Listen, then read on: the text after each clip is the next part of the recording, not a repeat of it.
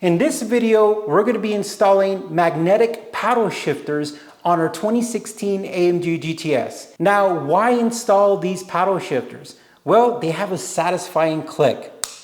And they kind of mimic and give you the experience of a race car. Now, the paddle shifters on the AMG from the factory are great, but there's something about a click, especially with this driving experience, that kind of makes you feel like you're in a race car, which is really neat. Now, I bought these on Amazon and I did extensive research to see what options are out there for magnetic paddle shifters. I looked everywhere. I looked on eBay, Amazon, Alibaba, independent shops, and I really found that this design is very common.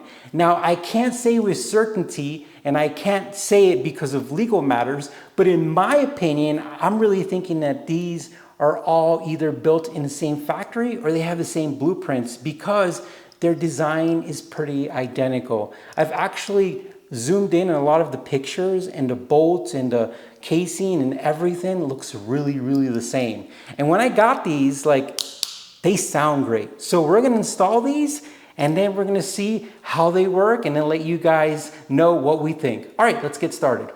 Now, before we start this video, due to the nature of the install, we do have to give a caution and warning. Please do not do this if you're not familiar with cars, and I recommend to get a professional to help you if you're not familiar with dealing with the steering wheel, SRS airbags, and disconnecting the battery. You want to be very careful and follow all instructions and precautions. And in this video, we're going to be showing you what we're doing, but we want you guys to take every precaution when you're doing this job on your own. The first thing you're going to do is disconnect the battery. Now, if you come over to the left side, we're going to have this access panel here, and you just turn these little tabs. There's usually 4 of them, and then they're going to pull up. And then you move it to the side. Next, I got a sock, and what I'm gonna do is I'm gonna disconnect the negative battery terminal with a 10mm socket. And then I'm gonna get my sock, I'm gonna lift it up, I'm gonna place it around it and also tuck it down so it doesn't spring back and touch the terminal. I'm also gonna press the horn, press the brake and hold it for 5 to 10 seconds. And then the last thing I'm going to do is I'm going to press the hazards.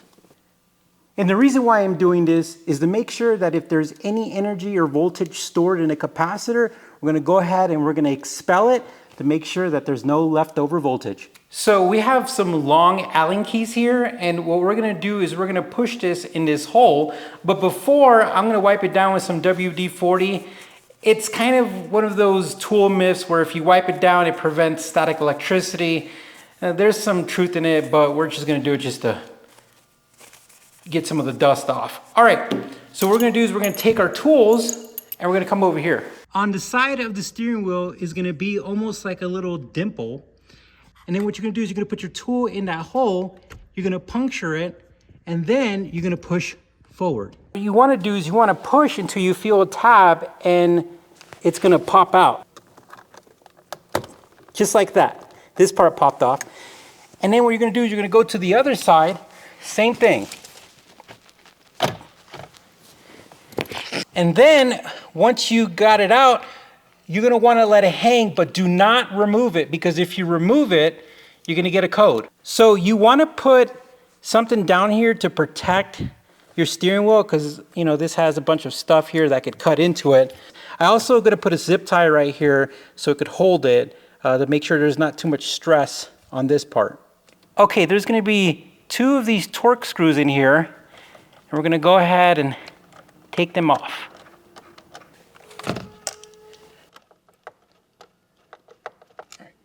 And then this part is going to pop off, and you can now see the bolts for the actual paddle shifters right here. And we're now going to use a T20 and we're going to loosen the paddle shifter. So I put a screwdriver in this little pin area right here, and then I pushed it towards the door, and then slowly, not using the wires but the harness connector itself, I pulled out. And at this point in time, we're going to route this out, and we have our first paddle shifter out. So we got some hardware with our new paddle shifter. We cannot reuse the original hardware. So what I'm gonna do, and this wasn't part of the instructions, is I'm gonna put a little bit of Loctite. And the reason why is we don't want this to get loose and then we have to disassemble everything just to tighten it up. We're gonna put a little bit of Loctite on there, and then we're gonna go install this on the paddle shifter that's in there. So what we're gonna do is we're gonna go ahead and snake our wire first through the back, and then we're gonna snake it through its original place up here, like this. There's a little bit more extra wiggle room, and then we're gonna connect it where it was, boop, like that. Okay, so we have our paddle shifter lined up. We have some Loctite on there. We have an Allen key. We're gonna start locking it down. All right, I'm not gonna go too tight. I'm just gonna go till it stops. And I think that's good. Okay, we're gonna make sure our wiring looks good, and we're done with one side. Woohoo! Okay, we're gonna loosen our bolt. Loosen the paddle shifter, but we're also going to be moving this over. And it comes out like that, and we have to move over this one, and we're gonna come around and take that one out. And this one's out. We're gonna keep our hand on it to make sure it doesn't fall off.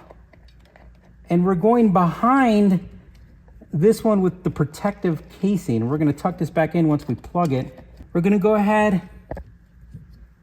and place our bolt here. We've got our Loctite on it. And we're gonna lock it down so we could route the wiring correctly. We don't want this moving around too much. We're gonna connect it. Now we could route the wiring, and like I said, it's gotta go behind everything. You wanna be gentle, but you definitely wanna stick it behind everything. And just like that, I pushed it in there. We're gonna make sure it's tight, and boom. And we're now gonna place this part back, and I've got some, we're gonna be able to fix this later, but I'm just making sure that there's not a lot of pressure on this harness, the connector. Okay, since we got everything back, we're gonna put these bolts in.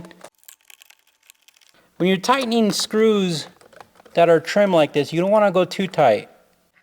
Making sure everything's attached, we're gonna go ahead and center our airbag, and we're gonna just push, and it locks itself back in there. Okay, check it out, guys. They're installed, and I think they fit the steering wheel better than the OEM ones, and they feel really cool. So we're gonna go for a drive, we're gonna test them out, and then we're gonna tell you what we think. All right, let's go.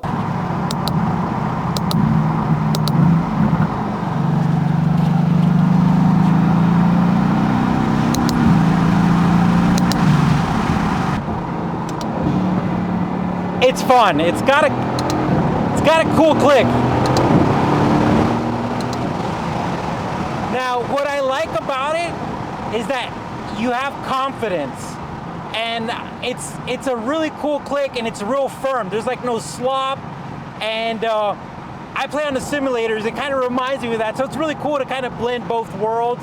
But I think it's awesome, man. Definitely a plus, especially for what I paid, $100. This is a win-win. All right, guys, thanks for watching.